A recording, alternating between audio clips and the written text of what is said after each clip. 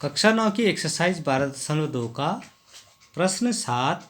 एक पतंग 3 भिन्न शेडों के कागजों से बनी है।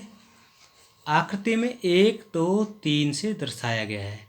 पतंग का ऊपरी भाग 32 सेंटीमीटर विकर्ण का 1 वर्ग है और निचला भाग हमारे पास दे रखा है 6 सेंटीमीटर, 6 सेंटीमीटर और 8 सेंटीमीटर। हमें ये ज्ञात करना है कि प्रत्येक सेट का कितना कागज प्रयुक्त किया गया है। तो आकृति में बना दे रहा हूँ। यहाँ पे इस तरह से पतंग की आकृति है।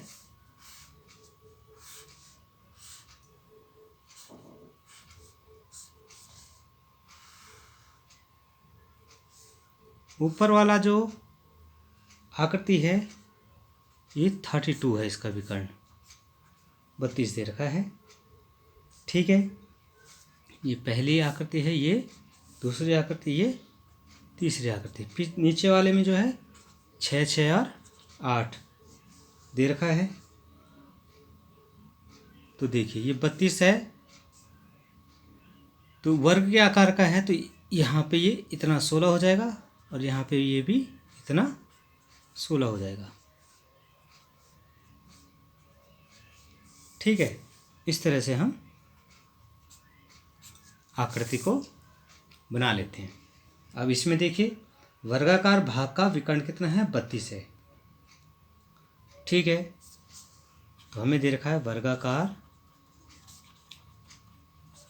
भाग का विकर्ण 32 सेंटीमीटर और वर्ग के विकर्ण एक दूसरे को समकोण पर समद्विभाजित करते हैं। ठीक है, और वर्ग के विकर्ण क्या होते हैं, समान होते हैं। तो त्रिभुज का क्षेत्रफल क्या होता है, त्रिभुज का क्षेत्रफल होता है 1/2 लंब गुणा गया आधार। आधार गुणा गया ऊंचाई भी बोल सकते हैं इसको, आधार गुणा गया ऊंचाई। तो ये हो जाएगा एक भाग का क्षेत्रफल बराबर ये हो जाएगा 1/2। आधार कितना है, 32 है, ऊंचाई 16 है। तो ये 8 बार कट दिया, 8 दूनी 16, 8 3 24, 8 दूनी 16, 8 3 24 और 1 25, 256 वर्ग सेंटीमीटर। सेकंड भाग का क्षेत्रफल तो ये हो जाएगा 1/2 आधार गुणा गया ऊंचाई। इसको भी हम लिख देंगे 1/2, 32 गुणा गया 16, ये भी कितना हो गया 256 वर्ग सेंटीमीटर। अब भाग 3 जो है, तीसरा भाग समद्विबाहु त्रिभुज है। देख रहे हैं आप 6, 6 सेंटीमीटर है दो भुजाएं और तीसरी कितनी 8 है। तो समद्विबाहु त्रिभुज का क्षेत्रफल। ठीक है, तो इसको हम under root s into S minus A, S minus B, S minus C से कर लेंगे। तो a बराबर इसमें 6 है, b बराबर भी 6 है और c बराबर कितना है 8 है। s बराबर हो जाएगा a plus B plus C upon 2। ठीक है, तो ये हो जाएगा 6 + 6 + 8/2। तो ये हो जाएगा 6 6 12 और 8 20/2 मतलब 10 सेंटीमीटर। 10 आ गया है। अब हम भाग 3 का क्षेत्रफल निकालते हैं।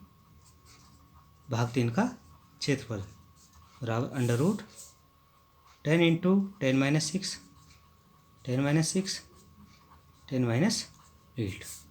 तो ये हो जाएगा अंडर रूट 10 इंटू 4, 4 इंटू 2।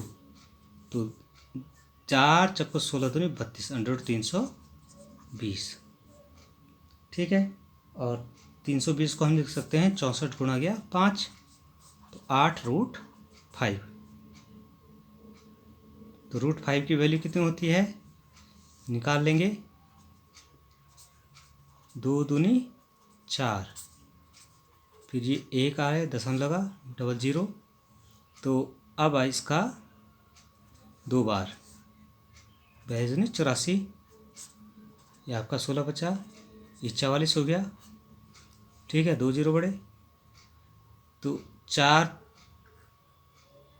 3 बार, तो ये हम 2.23 तक ही लिख लेते हैं, तो ये गुणा कर देते हैं, तो 8 3 24, 8 दूनी 16, 2 18, 8 दूनी 16, तो 16.84 वर्ग सेंटीमीटर 2 अंकों तक अगर हम लें, ठीक है।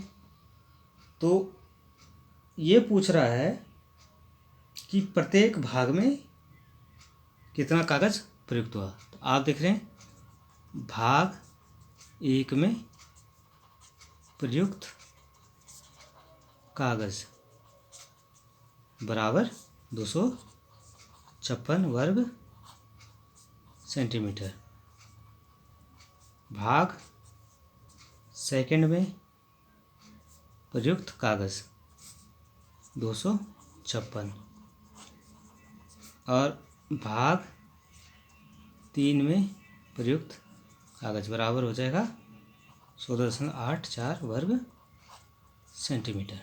तो ये इसका हल हुआ।